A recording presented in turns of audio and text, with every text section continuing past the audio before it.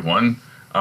Good to be back. Today's assignment or video or whatever you want to call it, a screencast, is going to be a little bit different from the other ones. Today, if you're watching along, what you're going to see on the video is you're going to see me going through the scenes and working through some answers with you. So if you're tuning in today to do your assignment and you're following along, it's probably best to have your study guide pulled up because I'm going to be reading and explaining and going through the answers. It will be a little bit of a shortened version of the reading too. So what I have up here, mine's called Cast of Hamlet Act 3 Student Answers, whereas the attachment that you have is just called Act 3 Student Answers. First thing that you should notice is that questions 1 to 13 are filled in from scene 1.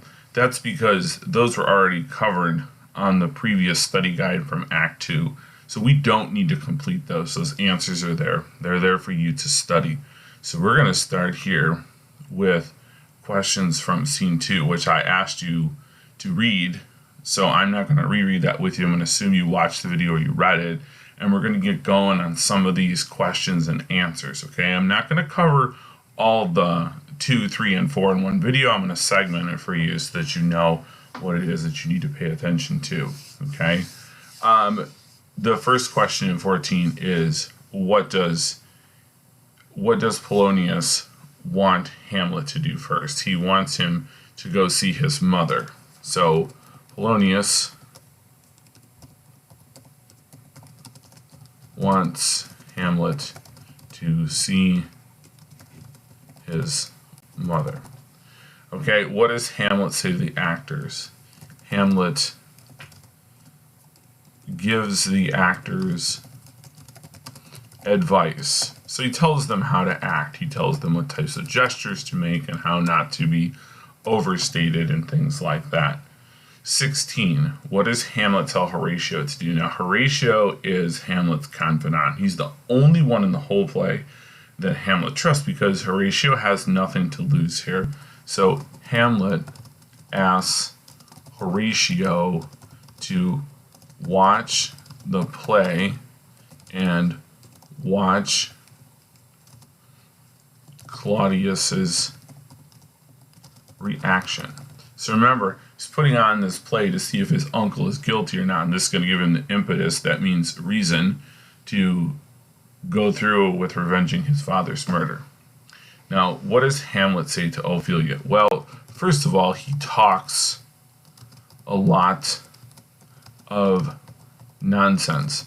But in his nonsense, he's talking about putting his head between her legs and all this stuff. And he is insinuating what you think he's insinuating when he says, I want to put my head in your lap.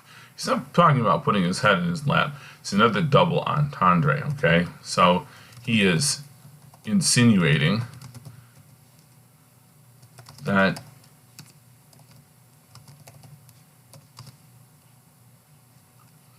he'd like to, we'll say, pleasure her, and then you can figure it out from there because you're old enough to figure this stuff out, okay?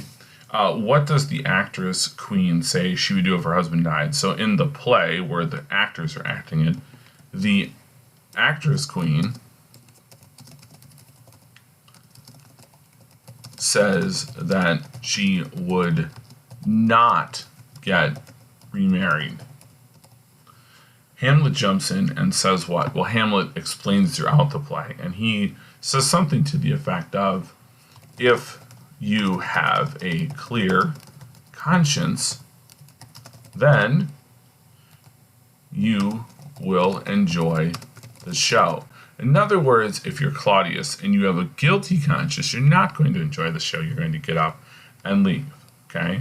Who is sent for Hamlet? Same as in the beginning. His mother wants to see him, okay? At the top, Polonius wants Hamlet to see his mother by sitting by her for the play. But by the end, Claudius' reaction has caused him to leave the play and move on. And now his mother wants to see him in private to talk to him to find out what's really going on. Stay tuned for the next recording we're going to go over scene 3. Questions and answers, so tune in.